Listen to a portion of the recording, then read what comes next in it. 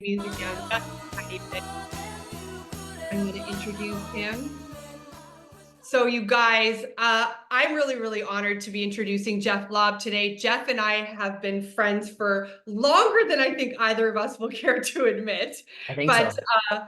I think we're going on like 20 years probably. We're it's up there anyways. Back from, we first connected when we were both working corporate in the real estate industry. Now both entrepreneurs and totally focused on sales. But Jeff is the founder of two amazing successful companies, Spark Tank Media and Coach 52. He is an awesome industry leader and sales coach. He is a father of six.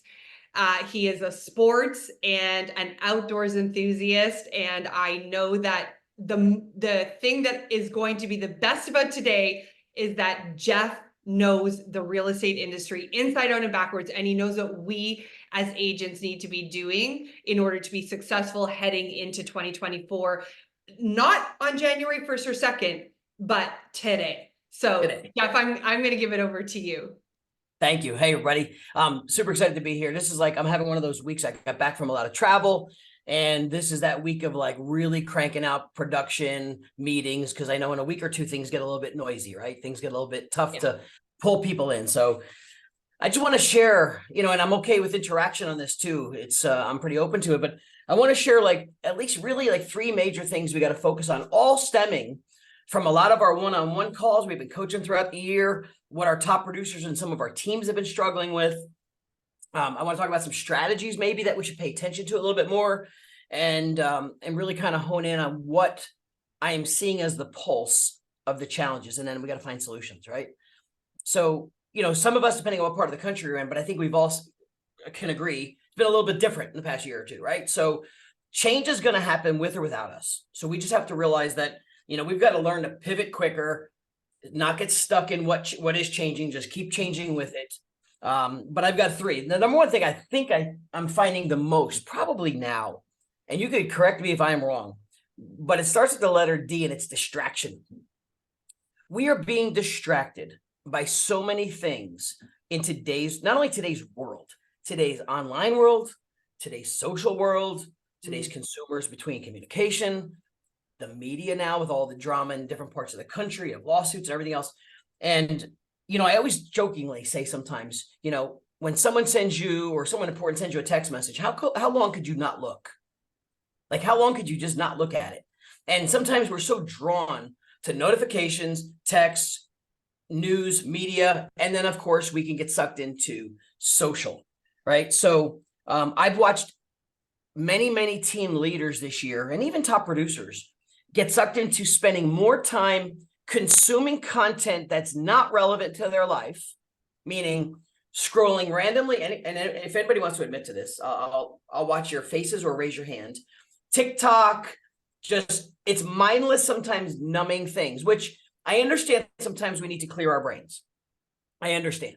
But when we could spend 30, if and you're one of these people, you think you're going to spend 10, 15 minutes doing something, and here we go 40 minutes later, and we're still scrolling through stuff that really doesn't apply to anything in our world. I always question, like, what could we have done with that time? What could we have done with it? What else could we have done that made us a little bit more money? And I know sometimes focusing on the hard work is always the hardest challenge, or the focus of what do I need to do next? And we're going to cover a few of those today. But the number one thing is distractions. And there's really no fix to a distraction other than being aware of it. To me, the awareness, like right now, I know my phone is vibrating and it's right here, and it's not going to stop vibrating because people are sending me messages. And if I wasn't right here with you, I would easily be sucking into this, right? But to me, that's not important right now. The only thing that's important is what's in front of me. And I am just as guilty sometimes by having a customer derail me, a client derail me. And I'll sometimes joke about this. I'll say, listen, if you're going on a $2 million listing appointment, right? $2 million listing appointment, and it's at 12 o'clock, what time do you get there? And most people are like, I don't know. Hey, what time would you get to a listing appointment? It's 12 o'clock is your appointment for a $2 million listing in your backyard. What time do you get there? 11:30, probably 11:30. Yeah, prepped, ready to go. Yeah. If 5 minutes before you walk in, A buyer's calling with a fire that's going on. It's an absolute nightmare. You know that call's coming. You know what's involved with it. You take the call, walking into that listing appointment. And most people will be like, hell no, I am right here. Now I'll flip the script. You blocked your calendar time to do an hour of prospecting, and you're going to be calling either expireds, you're going to be on a dialer, or you're going to be calling whatever it is. And that's at 12 o'clock. And the phone rings and notifications go off at 5 of. You take the call. And most people would take the call and then find themselves 20, 30 minutes into their time that they're supposed to be using it to find new business, generate new business. But now that distraction just took them off the rails, and then they never pull back in. But we wouldn't do it if we were walking into a $2 million listing appointment, because that's where the focus is. It's there's a pain related to it. The pain of I'm uncomfortable doing these calls or making appointments or trying to talk to people. Painful, uncomfortable. And this sometimes our agents need to hear it at scale.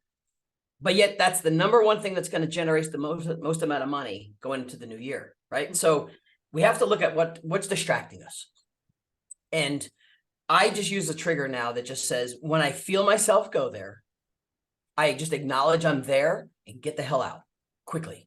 Like, that's it. If I wasn't aware of it, I could easily get sucked into stuff too. Like, I'm a big TikTok guy. Like, there's a lot of stuff and content I consume for just educational purpose, but I could get lost really quick. So how are you recognizing that you're there? Like, what's your trigger?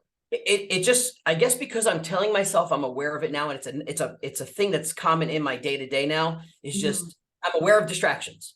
So even when I'm in the middle of trying to do, like, look how many emails we get a day, right? So I might be, sending emails, all of a sudden the notification goes off about something. And normally I would absolutely be guilty, be like, all right, screw that. I gotta do this real quick. But I'm like, you know what? That is not setting the world on fire right now. I got to finish this. Like, the awareness of it, just, that's a distraction. I got to finish this, and I'll finish, which I used to never be this way. This was a hard thing I had to overcome over the years. So just understanding, for some reason, is I'm aware of the word distraction. And when I just feel it, I call it out and move it on. So it's really not a magical, like, tie something on your wrist thing. It's just, when it's happening, I just have to call myself out. And it's hard. Hey, Jeff, what's so I geek out on the same stuff, right? Like, every once in a while I talk myself into TikTok. Yep. And then I get like 4 alien conspiracies, some January 6th Capitol riot stuff, and like, random garbage. And I'm like, dude, 45 minutes I've been sitting here doing nothing. So like, I try to manage my consumption and creation ratio. Like, on Instagram, I would say I'm probably 50-50, where I'm like, all right, I consume for half the time, and then I either create or interact for half the time. And like, for me, that's an okay ratio. TikTok's one that's really hard for me to control.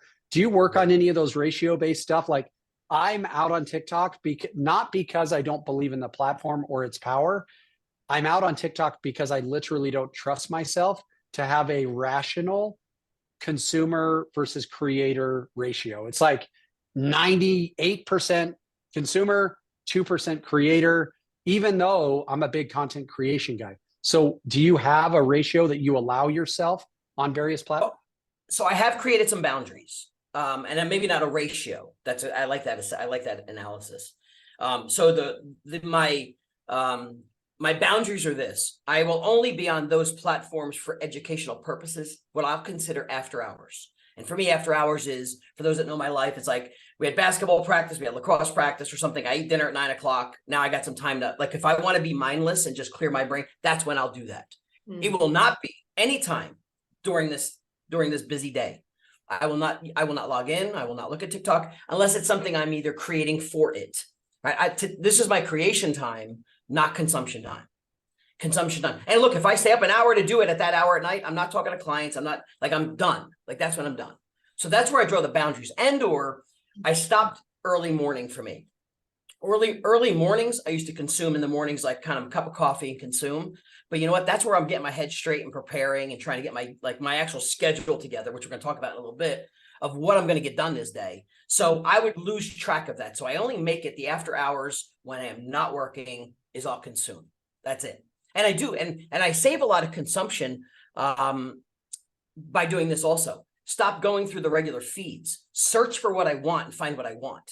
So to me, the search criteria is like, if I'm looking for some AI strategies that are applying or some new AI stuff I'm trying to like consume, like I'm just going to search for it instead of getting sucked into, you know, people doing all sorts of crazy stuff, right? So to me, the search, and I'll tell you why it has such a big impact. And actually, this will hit home with some of us from back in my early days too, and Amy will know this when I say it, is when I start to see people that are putting out content that are such a high level of experts, and I see them building such a ridiculous audience. For me, if you haven't seen Dr. Amen, which was the brain specialist of like the world, he's world renowned. He studies brains and scans of brains of successful people, addicted people, super, super smart. And he was one of our keynotes years ago and had a chance to meet him. And next thing I know, I see him on TikTok, but with 45-second little nuggets of things that like, I never thought of that. That's amazing. I didn't know that difference. And he's hitting it. Why would a Dr. Amen, that level of expertise, ever think he's going to be on TikTok? Because he's got an audience, he's fighting for attention, and he's winning. And it's really happening. So he's spending more time putting out the nuggets, right? And not spending time in the consumption area. So to me, consumption's only after. So the distraction world is the awareness of it. Be aware, pull yourself out of it. You will still get sucked in. Just know you're getting sucked in and just call it out. Done. Move on. It's costing you money. Look at it that way. If you don't like to lose money, just look at it as costing you money. I'm not going to lose money. So That's a really distraction. Yeah, I hate losing money. So if I got to find some pain with it, that's costing me money by doing that. I got to stop. Right. I think you want to know what something you just said, just this thought just came to me, is like, we all do the exercise and like calculating what our hourly rate is based off of, from a numbers perspective. Every 30 to 60 minutes that you scroll, that's how much money you just flush down the toilet. 100%. And I've looked at a ton of studies, and I'll take an average of all of them just to balance them out. 2.1 hours a day wasted on distractions to get yourself back into the grind of things. 2.1 hours on average. Now, it may not be you, but even if it's an hour a day, 2 hours a day, I look at it as, what could I be doing with an extra hour? We always say we don't have enough time. And yet, if an hour or two of it is wasted on distraction, it's right there. There's your time. So to me, it's a constant. There's never a solution to it. To me, it's never going to be, I solved that problem. For me either. Like right now, if my kid started blowing up my phone, that's a distraction. I might have to take that. I mean, not this second, of course, but that might be something I have to suck into. Priorities. But at some point, the ones that I shouldn't be, awareness, boom, done, move on. All right, so I just wanted to squash some of that, but the great questions, I'm glad, because we're all guilty of it, and I know mine too. Going into next year, knowing how much noise is happening right now, I'm not reading those articles until, you know, it's the right time, because then I could think about it and get my head straight on it. But today, this is all about, like, I got stuff to do. I got people to get on the phone with. The next thing I want to talk about, though, super important, is your data. And I'll tell you why. So data is always important. I don't care about what CRMs you're using. I don't care how you're putting your data in there. But what I'm seeing is a huge loss of. I'm seeing a ridiculous amount of money being lost in people's databases from what they already have with Sphere. I don't care what you call it, Sphere, COI. We put out a big survey. It just said, you know, where did 90% of your business come from in the past, 18 months, 2 years? And the majority of top producers, I expected to have the similar answer. It was Sphere, COI, referral, blah, blah, blah, blah, blah. Maybe some Zillow, maybe some whatever, inbound stuff. So then my question is fantastic. Great. How much time and money and investment do you spend working on those relationships in your database where your business is coming from? And then I ask, how much business are you losing? And when they said, well, I spend a certain amount of time, but how would I know how much I'm losing? See, I don't know if we know how much business we're losing on our database because sometimes we don't see it. So I'll give you something that opened my eyes that really, I'm going to say, punched me right in the throat for a lot of our clients. And it may not apply everywhere, but I'm going to give you the concept. So it's not about the company, it's about the concept, right? So, and I think Amy knows this person too, Revaluate, right? Chris Dreyer. So I worked with them early days. Revaluate's a company that plays with your data and can mold your data and does predictive stuff in certain markets. But here's what happened. They created a platform where I started looking at people's databases. And first of all, what they do is they allow you to take my database of my Sphere and all that stuff and put it in and scrub the database first. How much information am I missing? Like, I've got a name, but I don't have an email address, and I don't even have their home address right, or something. Something's missing. So it gives you a quick scorecard, right? So I get the scorecard, whatever, say it's a D- or an F or something. So, okay, it could fix that. So pay for it to fix it, fixes my database. But then here's where, when I saw some big teams go through this process, the next level, and of course there's money involved, the paying for data and stuff. Here's what happened next, is they then took their database after it's scrubbed and cleaned, and it runs it through to see over the past 12, 18 months, whatever it is, people in your database, did they purchase real estate, buy real estate, sell real estate, and who did they use? So I watched the team do this, and it came up with, like, I'm going to say 22 people in their database that bought and sold real estate, and it shows you the agent they did it with, and it wasn't them. And then it calculated the commission involved, and it shows you right on this dashboard, they lost $125,000 in commission in their own database. And what that told me was, holy crap. Now, I don't care what company does this. What I'm saying is there's money in there now that we don't know, because we're not usually spending enough time, energy, and being really personable, creating those relationships, whether it's past clients or anything. But when you could see these people you close deals with, or that you thought were your friends or family or whoever is in your database, and they used somebody else, and it shows you the amount of money that we lost, and we already have their information. So we have to treat our database not just like spending more time dripping stuff and the outbound email stuff, getting really, really personal. And this is where if you have that hour of time now, you're not distracted by, that we can start really engaging with these people in our database. We already have their information. It's built in. That's what do we do with it? And it's going to get creative. Like, could we do little events around things? How do we make them feel special? How do we create, and I know this is like a simple thing I've been talking about for probably 12 years, and still very few do it. But to me, it's still, while it's available, I would still do it every day, is in Facebook, which I know Facebook's not everybody's thing. I'm more of an Instagram guy now too, but in Facebook, if I got 400 people in my sphere and everything that's on Facebook, do I see everything that's going on in their life that they're sharing every day? Is that sent to me in a newsfeed? No, I don't see it. So if one of my sphere members, old friend of a friend, someone I met, had somebody, their spouse passed away, and it's not my newsfeed, do I know about it? Not really, no, unless I hear about it otherwise. So I missed it. I'm missing human opportunities to truly connect with people for good and bad in their lives, because I'm relying on the newsfeed to send it to me. No. So Facebook lists, while it's still been around for freaking 15 years and they took it off the mobile device, is I still use lists, and I put people on the list and I categorize them as like my spheres or my friends. And I click through my lists instead of me scrolling through randomness or waiting for a feed. If I scroll through my list on Facebook and I see that they're on vacation on Aruba or something, oh my God, I love Aruba. I used to work on Aruba. Like, I got something in common to talk to them about. And imagine liking and commenting and hearting their stuff on a weekly basis. It feels like you never left them. But there's some people right now that you probably haven't seen on social because it's not feeding it to you, and you're wondering if you're even still connected. So I use it as like an intel strategy to say, I need to listen better. I'll use the word listen to what my sphere and COI are doing and saying as much as I can on social, because I'm going to pay attention to them. And that could make a difference in the work because it costs you nothing, right? And then, of course, we then have to be human after we see that news, good, bad, or indifferent.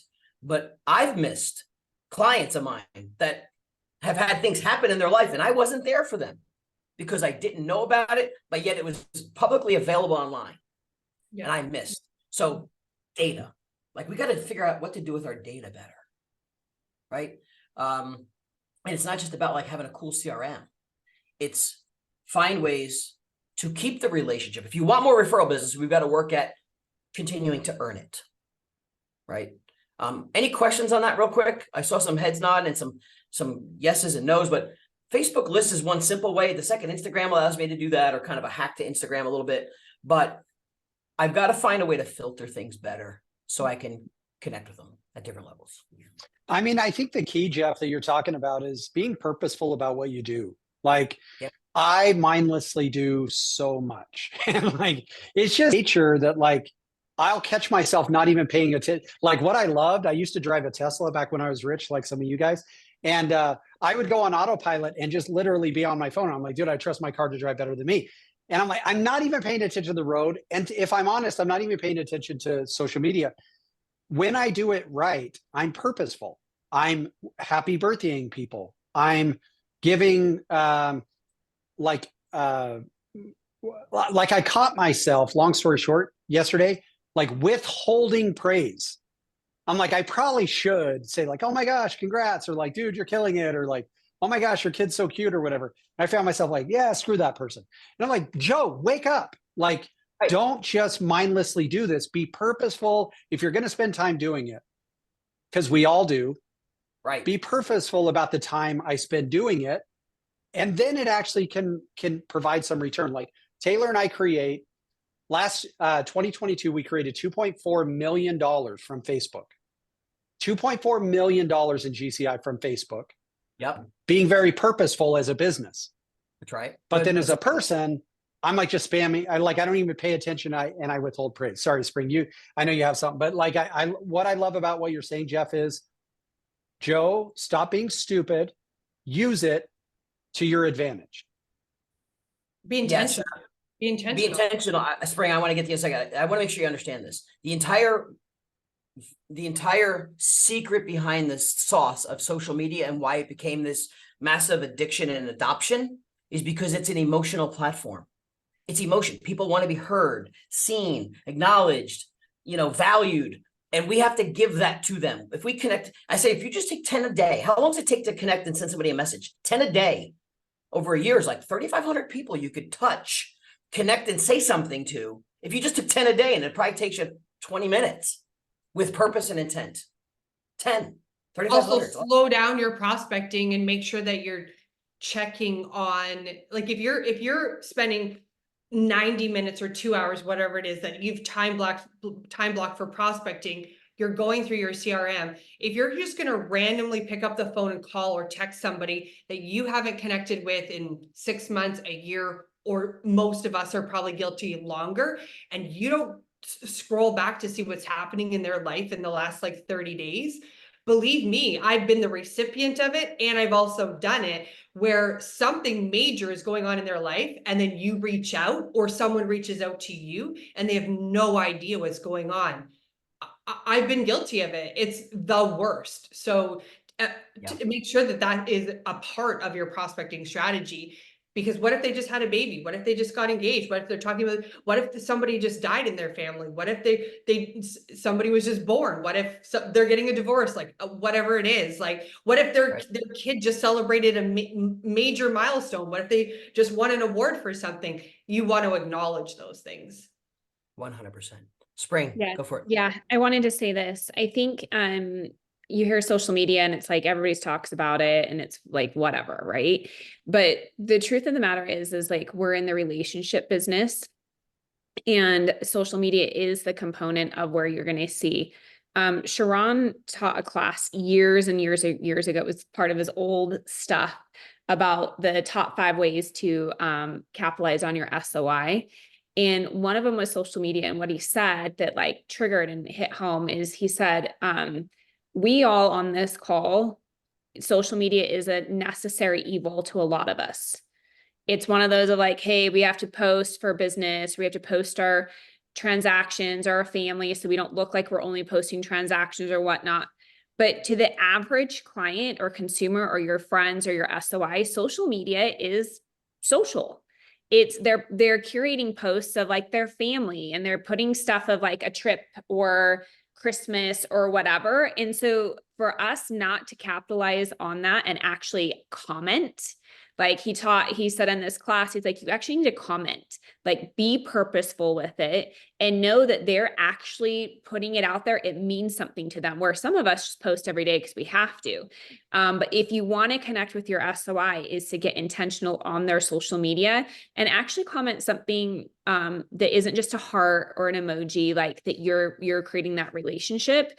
Think about how many of you guys have created relationships via social media that you would have never, that you were like, man, I feel connected to this person. You've never even met them. And so if you really want to get in that relationship side of your business, I would tell you to take it serious. I love everything you're teaching here. I just wanted to hit on that of like, your consumers have a different mindset of their social media than you do, and capitalize on it. That's such a good Huge. point. Absolutely.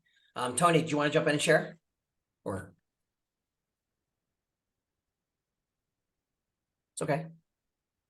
I cut you off, Unmute. Brian. There we go. Yeah. Hey, So was it, Jeff, to your point, I mean, I guess some people care, some don't get into the science of it, but for hundreds of thousands of years, allegedly, we only had this, and the written word is still new to our biology. So social media, one of the reasons, anthropologically speaking, is that humans always thrive the best in packs and groups. And when you share things, stories, or value, that's something we just always had in our DNA, and those who never abide by that died off. So in social media, we're getting that dopamine feedback loop because our biology doesn't realize when you're seeing all these likes and comments or communicating, but then it falls off. So by us adding value or something of interest, instead of just, open house again, and just having social media in and of itself, we're communicating, but we're not connecting. So it's kind of making us go a bit haywire. So we're getting the dopamine feedback loop because it's easier, faster to communicate. So we're getting oversaturated. So by being intentional, if we can appreciate that social media helps to tap into a primal part of the need to communicate and share value. The tiger's over there, the food is over there. So by giving that, right, it's true, giving that value in a story communicates very well with our brain. So to summarize, being intentional, like you guys are saying, it's perfect and it fits the science. Being intentional is, if you're not intentional and we're doing our typical real estate stuff, it's like me and Jeff looking at each other going like this. What's up? What's up? What's up? But I say, Jeff, I found out the perfect car for you at 80% off. Are you interested? What? Now suddenly we're communicating. I'm giving him what he wants and I'm giving him a lot of dopamine, but it's different. It's contrastable. So the intentions are giving something of interest, something to show that we're human so we can connect better. And it's all about the primal aspect. If any of that makes sense, it's just my old science-y brain in the past is just kind of chiming in. So hopefully that gives a little armchair quarterbacking to why this whole primal thing works really well on social media and connecting. There's actually something to it. So anyways, I want to throw that in there for. I appreciate it. Thank you. I want to watch our time purpose on meaningful of our time. The third thing I really wanted to talk about that I see still a huge gap in across many people at different levels of performance is driving your day by your calendar. And I'm a really big advocate of time. Like time is, when you get, maybe it's you get a little older, you start to realize time is different. You value time differently. But time is still one of the most abused things and misused that we don't spend well. And let's face it, every day and every minute that goes by, you'll never have that day again in your life, right? It's never going to happen. Like it's gone, it's gone. You're never going to see it again, that particular day, time, and moment. And we all get caught doing this. But from a business standpoint, I'll never forget, even early days, I remember when Amy was starting her North group and all this stuff. I remember doing a session with her team, and I'll never forget it because it was eye-opening to me. And imagine if I all did this to us right now. We're not going to do this live, but if I said to you right now, pull out your calendars right now for the next 7 days, right? Open your phones, look at your calendars, don't touch a thing, screenshot them, is what I said to them live. Screenshot them and send them to me right now. And you had to see faces like right now, like I can't like type them, like, no, just send them to me right now. Don't touch a thing. Send it to me right now. And I made them all text me their calendars, and they freaked out, like they were scared and nervous.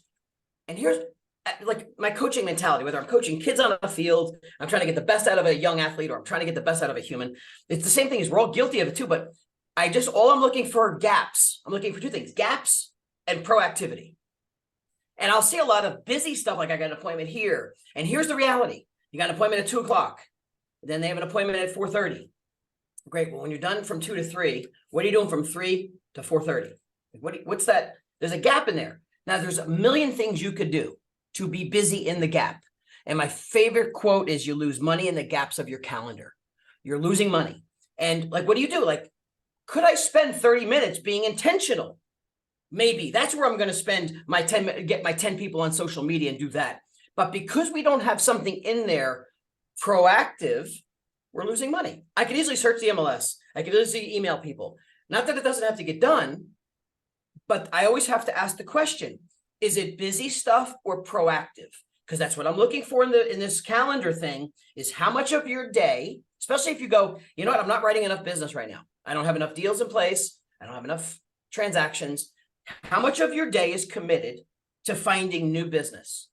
And my belief of new business is you need to have, and this was a whole different talk for a different day, you need to have 7 streams of people, call them lead sources, 7 streams. Your sphere could be one. And when I say streams, active streams of people, meaning I'm getting referrals from my networking group. Great. Now, imagine someplace you're getting referrals from, like someplace of business, and you're looking at your calendar, and let's say you have 2 streams of lead sources. Maybe some's coming from my online leads on social, and one's coming from my networking club. Those are awesome when you get referrals. It's amazing. I love referrals. Where else can you get them? Imagine if you're getting, say, 2 or 3 a month from these 2 groups. Why can't I find 2 more groups where I'm getting 2 or 3 more from them? Because everything is duplicatable when you do it successfully. So I've got one guy that does strategic farming. He's getting leads out of that farm area. Great. What can we duplicate? We need 7 streams of lead sources. And I call it 7 streams of people, because we're not in the real estate business. Real estate's the product. People are the business. The people that live in the homes that we want to hire, that want to hire us, are what we're after. So how do I proactively in my calendar find new people? That's the goal. And you look down, and most of it, I say loosely, has gaps of time that we're not taking advantage of because it's the hard work. And I'll tell you why we're not doing it. And I see people time blocking, which is awesome, but time blocking it to some people is very broken because there is no accountability to the time block. There's none. One of the things that we're changing actually as a team starting in January, and we've already been talking about this, is the 2 things that we're all being held accountable for is our calendars in our accountability group, is like showing the time blocks of our calendar and our pipeline. Like those are the 2 most important things that we're going to be talking about in our accountability group starting in January. That's awesome. Accountability is, we say it so loosely, it's like a generic Find word. somebody to hold you accountable to your calendar. That's right, to the calendar and to the activity, because I watch time blocks on some of the teams I'm coaching now too, like, well, and then you sit down and go, hey, listen, you had a time block for 2 hours to be on your Vulcan 7 dialer. Yeah, but I got a call and it didn't happen. Okay, it didn't happen. Did you make it up? Did you go back? Because there's no repercussion. There's no pain. Pain, I hate to say the word pain. No one wants to feel pain. But I'll tell you one story that helped turn my whole thought process around was I was coaching a young CEO of a real estate kind of tech company, early days. And he was an awesome guy. He, super smart. People love you. He had 50 employees. And he came to me one day and said, listen, in our accountability session, he goes, I need you to help me with this. I've got to get this thing done by whatever date. And he goes, I can't get my head wrapped around it. I'm stuck. And we all get stuck on something, a project, whatever it is, farming. So I said, well, give me the situation. Tell me first. I let him tell me everything.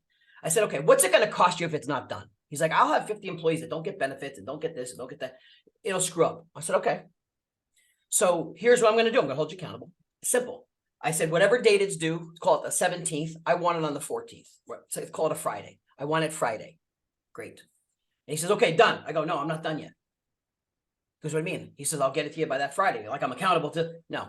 I said, $5,000. And he looked at me and I'm like, he's like, what do you mean $5,000? I go, $5,000 if it's not on my desk by Friday. Close the business, 5 o'clock. And I didn't have this plan. This was just an impromptu. I didn't pick $5,000. I picked it out of the air. I said $5,000. And then he looked for a little bit. He goes, you know what? Done. Okay, good. $5,000. So then I sit back and I wanted to see what was going to happen now. And I had some emails in between conversations with him. When do you think I got it? So Friday it was due, or $5,000. Most people are like, oh, because like me, it'd have been like Friday at like 4:45 at like, crunch time. But he got it to me on Thursday. So I got to look at the psychology of accountability for a second. So I got it on Thursday. I looked at it. I called him. I'm like, hey, you had another whole day. Why did I get it today? And he said to me, he goes, because it was a big file. I didn't want to send it like Friday morning. And if the file didn't go through and if it didn't open or if it kicked back via email. So I said, you were really, really ingrained on not paying that $5,000. He goes, oh, hell yeah. I didn't want to pay you $5,000. Not a shot in hell. I was going to pay you $5,000. I'm getting it done. So he goes, would you have taken it if I didn't make it? I go, hell yeah, I would have taken it. That's called accountability. And I said, he goes, really? You have taken? I said, absolutely. I've taken $5,000. Would I have kept it? No. Here's what I would have done. And I said, jokingly, I said, I'd have sent it to your wife to go shopping, first of all, and really made you fired up. But I said, no, I said, I would have made a donation to to a choice of charity with it. But yes, you're losing $5,000. That's what's accountability. And he says, dude, he goes, you made me think about that. And he goes, every day I'm thinking about $5,000. And he goes, $5,000 is not a lot of money in my world, but it's money. So I said, what if I told you $50? And he goes, I wouldn't have given a crap. $50 is lunch. I don't care. It wouldn't have mattered. So to me, what that taught me is the pain was like, it was such a pain point. He's like, I am not losing this because of that. Mhm. But if it was a lower pain threshold, it wouldn't have mattered so much, like $50 or whatever it was. So everyone's triggered by something differently, but the accountability and having a pain associated with it or a penalty or something really made this person go out of bounds and forced him. And he thought about it every day. So when we look at a time block of like your 2 hours and you don't do it, or it's not being done, or it goes from 2 to 1 because it happens. What you don't see is that next 8 or 10 grand commission check that you didn't get. You don't see it. It's not there, but you might have lost it. That's the problem, is you don't see it. If you saw it going out the window, you would never let it happen, ever. So I think time, you got to run your calendar and look at your gaps in your calendar, and you got to fill them with something proactive and be accountable to the proactive. Your business will absolutely change if you did those things, for sure. And it's not perfect. It's going to slide. You're going to have emergencies come up, but you make it up because you're accountable to somebody. Jeff, what's your advice on the gaps? Because you're the one who actually taught me that principle, and I still use it to this day. But what we have to be careful of is not to fill it with just busy work, but it has Busy to be intentional work. So what's your advice around that? Because I know as agents, we could literally just plunk in crap in there that's actually not moving the needle of our business. Sure. You want to speak to Well, that for a second? Sure. I mean, and look, there's times we have to, when I say busy work, you have to do it. Like you got to follow up on inspections. You True. got to email Yeah. people back. Yeah, that's got to get done. But if you don't carve out a minimum of an hour a day to find new business, you're never going to find new business. You cannot wait for it to fall into your lap. It's not going to happen. Well, I mean, it'll happen, but it's not going to happen with consistency. So an hour minimum to us. And if you're not doing that much business, you might make it 2 hours until you're busy enough to make it to an hour. But even when you're super busy, you can never still stop finding business. And it doesn't mean cold business. It could still be warm and past clients and Sphere or taking someone to lunch. Like that's still proactive. That doesn't mean it's not. If I took a past client or somebody to lunch, that's a proactive activity, because remember, they might not be looking to sell, but they know 200 other people that I don't. That could be my next referral from them, but they hadn't seen me in a while. That's proactive. So it doesn't have to be super painful proactive, but you got to have it in there every day consistently with proactive finding the business stuff. No matter what stage of your career you're at. If you're a team lead, it might be proactive finding new agents. Like I got to spend an hour or two a day finding new talent for my team. So it all depends on your priorities. The 3 things: distraction, eliminate Yep. distraction, focus on your database. Database and Sphere and Past, and drive your calendar. Drive your life through your life and business through your calendar. And let's face it, don't ever, ever, ever forget to make time for yourself. Truthfully. The last thing you want is to be doing all those activities and burning out. I don't care what market you're in. You need to make time for yourself and your family. You still do. And that's something I will never take away from anybody. Like you carve that out and you make that stuff happen, because let's face it, we do say time, and time runs really thin, really quick. And when you don't have time left, all you want back is more time. Yeah. Right. So we learned that from our older generation, our family members that aren't here with us anymore. Like we're doing all this for something. Spend time with the people that matter and carve that out. Don't forget that part, right? We're going into holidays, but at the same time, you got to do this core. That's why there's no TikTok during my day today. Tonight at 8, 9 o'clock at night? Yes, absolutely. Yeah. Right. So So good. Jeff, thank a you. lot. This has been amazing. 3 really, really tactical things that we can not wait for 2024, but implement today at 9:42 a.m. Pacific time or 12:42 p.m. Eastern time. Joe, what's happening? So much. If any of you were not, so Sharon had me teach his Agent Accelerator last week. I'm going to be putting a post out here in a minute. Somebody took some crazy good notes on it, so I just basically stole them. And so on Instagram, if you follow me, if you follow me and I'm muted, I totally understand it. I'm super annoying. But if you do follow me, just comment on that post, and I'm going to send you over the notes. Let's just be honest. 2023 was a tough year for our team. We've restructured. We joined Place as a partner there, but it was the best financial year of our life. Our investment business is thriving. Our network is thriving, and so agent attraction is something that we should all be thinking about. If you're running a team, you need to be thinking about it. If you're a part of Real or EXP or XYZ, whatever it is, like, you need to be thinking about agent attraction. People need this. People need collaboration. I am thoroughly convinced that your friends sitting at small independent brokerages or even local well-established brokerages, like, looking left and right, people are freaked out. Like, they don't know what they're doing. The old wise sage sitting in the desk doesn't know what they're doing. Some of the stuff Jeff talked about, so important, right? Like, we're in a new world.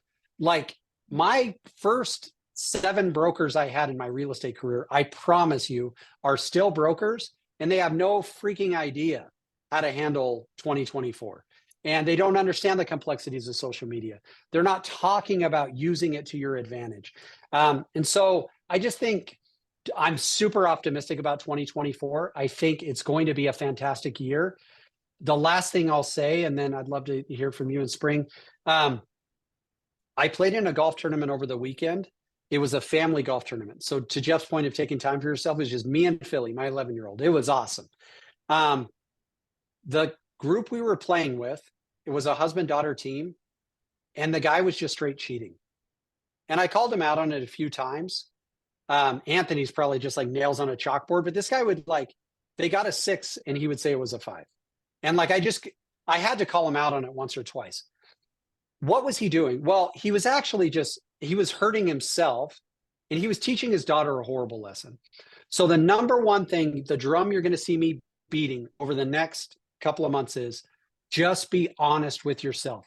Spring's husband, Brian, has done such an amazing job building a technology that allows you to have absolute mathematically predicted success for your real estate business or your team.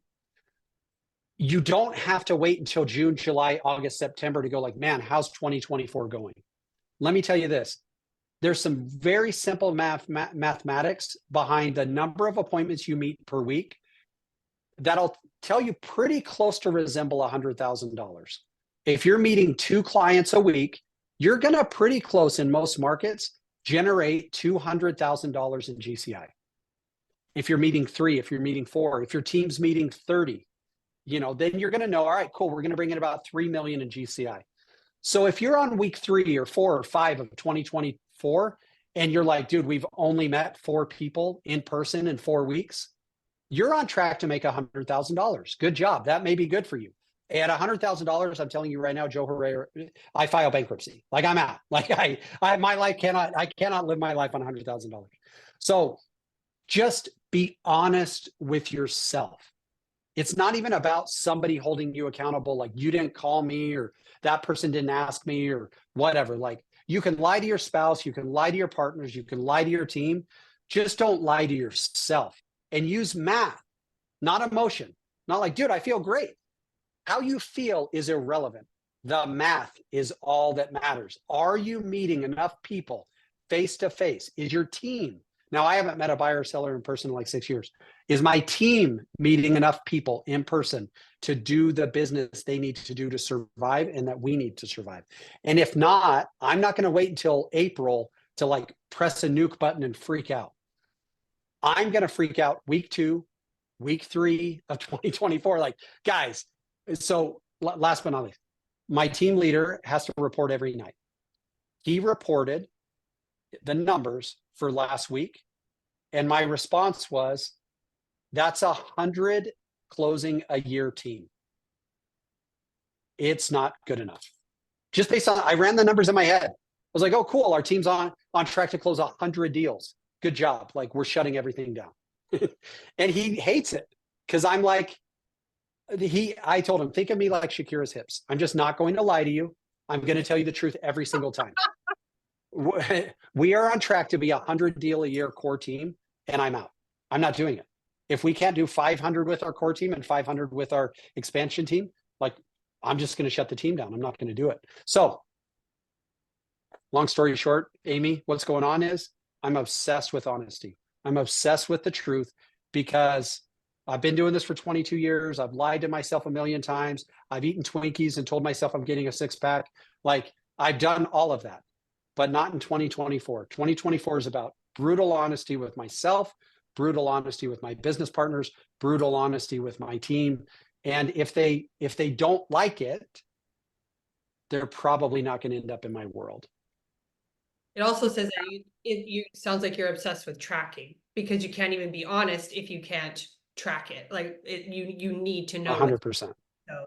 To your point. Sorry, Spring, I didn't mean to cut you off. No, I just said mic drop. I was like, wow, that was a tangent. Welcome to 2024, Joe. I'll just end it with this. I am grateful for all of you. I look back on 2023. It's been a roller coaster. I think about my organization and my leadership team and stuff, and we're doing really well right now. But it's been I think we've gone through 4 real estate markets in the last 2 years. Would you guys agree with me on that? Right.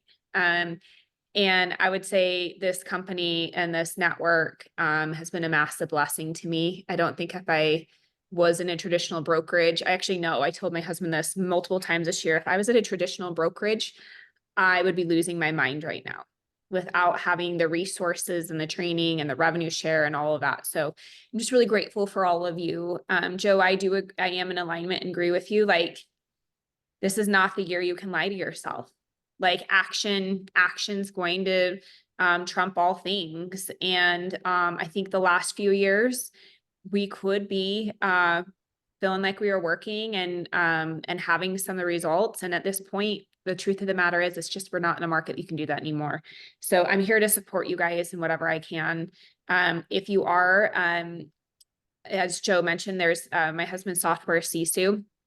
It's for teams. It's not for everybody, but on the platform, if you go to sisu.co, it's sisu.co, in the resources, there is a goal calculator on there, and you can punch in the numbers you want to make, and it takes everybody from that's on that platform and it averages them out. If you don't have your own numbers, you could say, I want to make $200,000, and it will tell you how many conversations based off the industry averages that you need to have to make that amount of money. So if you're kind of like, I don't know my numbers, I don't know what I should be doing, or if there's people in your world, if you go to that and click on the goal calculator, it'll do all the activities for you that we used to have to do in our goal setting workshops. Anybody remember those? You have to break down your numbers over and over.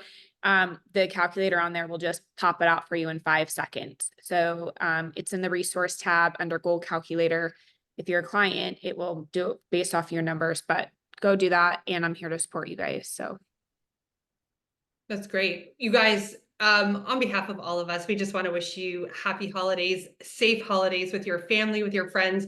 We're coming back really strong in 2024, if this wasn't an indication. Jeff, thank you for helping us not start strong, but finish stronger today. We really appreciate you. And we're going to carry this strength right into the new year.